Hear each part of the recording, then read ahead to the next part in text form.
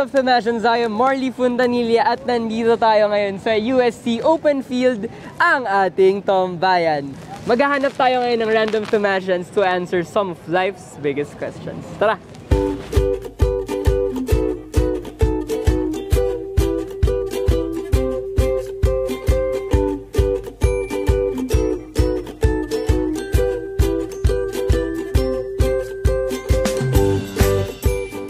Guys, welcome sa ating tambayan, and you guys are? Juhi, Darla. Ano ba kayo guys? Are you blockmates? Yes. From what course or major? Marketing. And you guys are? Daniel. Daniel ang piso yan. Nice to meet you guys, and sa ngayon magkakaroon tayo ng short icebreaker lang, and ang gagawin natin is may mga list of questions ako dito na within 30 seconds sasagutin nyo as much as possible na kahit ilan. Ready? Okay, ready? Time starts now. Maraming kaibigan pero fake friends yung iba, or onting kaibigan pero true friends? Onting kaibigan. Pero true friends. Maasim na kape o maalat na coke? Maasim na kape. Maasim na kape. Marry the person you don't love or die alone? Die the person. Alright, so backpack ni Dora o bulsa ni Doraemon? Bulsa ni Doraemon. Sparks o God? Ano? God. Yung mahal mo o yung mahal ka? Okay, time's up. Alright, so ang gagawin natin ngayon is nakikita nyo itong mahiwagang jar sa tapat nyo, diba? Ang gagawin lang is pupili kayo ng isa, din may mga tatanong ako sa inyo, din sasagutin nyo, okay? Alright, so okay. Alright, so fears ang kanilang nabunod. Alright, so fears. Okay, so first question regarding fears.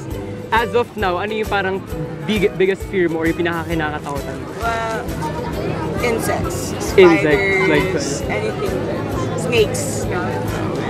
Me, fear of heights. Fear of heights. As a student naman, ano yung pinakakatakutan? So lahat naman siguro is to fail. Like, tsaka, kung malilate ka nga, graduate. Fear of failure talaga. So, for you, parang paano mo na-overcome yung mga fears na? Well, yun nga, to study hard, at saka know your priorities talaga. Yeah, and to believe in yourself and what you're capable of doing. Okay. The honors. Okay. So, ang napili nyo ay love. Okay, alright. Love is an easy thing. Okay, so first question natin is, sa tingin nyo, gaano kahalaga makahanap ng true love? Okay. Gaano kahalaga makahanap ng true love? Hindi naman masyado. Depende kung anong priorities mo. Minsan, gusto mo lang muna mag-aral. Minsan, gusto mo lang muna maglande. Pero ikaw talaga bahala eh. So, for me, it's not really important. So, parang, just keep your priorities straight, diba? Kung ano talaga mahalaga. Kung anong gusto mo, yun ang sundan mo. Yes. Yes. Oh my gosh. So, speaking of true love, tingin nyo ba ang true love na sinasabi nila is confined lang sa idea ng boyfriend, girlfriend, or hindi lang? Hindi lang. Hindi daw. Bakit? Kasi na-experience din siya sa family, tsaka sa friends. Kasi kailangan, di ba, passion mo magsayaw. Parang dun din nagpo-flow yun. Tama yan. Alright. Sa tingin nyo, what can love do to a person? Ano nagagawa ng pag-ibig sa tao? It can change you. What true?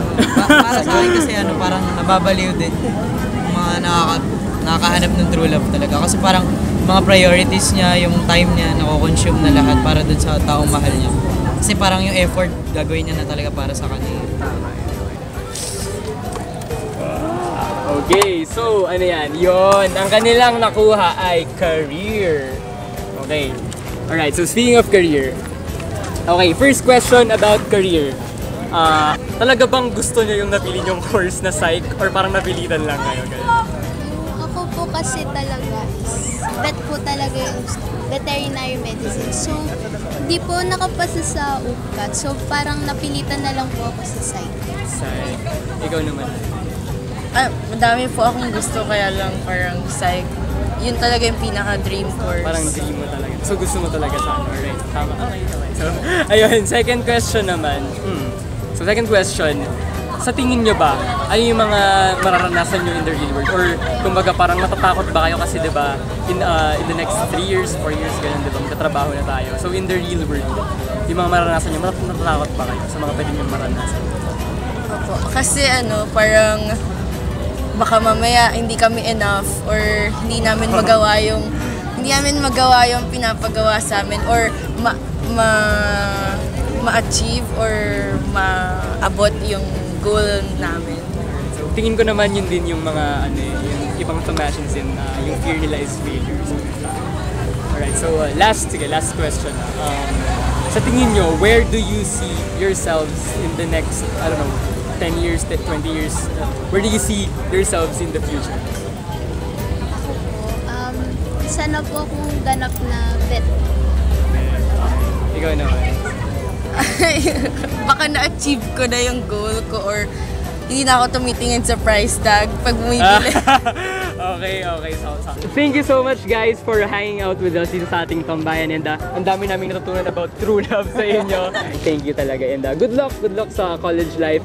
So there you have it, Tomasians, at narinig na nga natin ang mga ilang kasagutan to some of life's biggest questions. Samahan niyo ulit kami next time dito sa ating tambayan.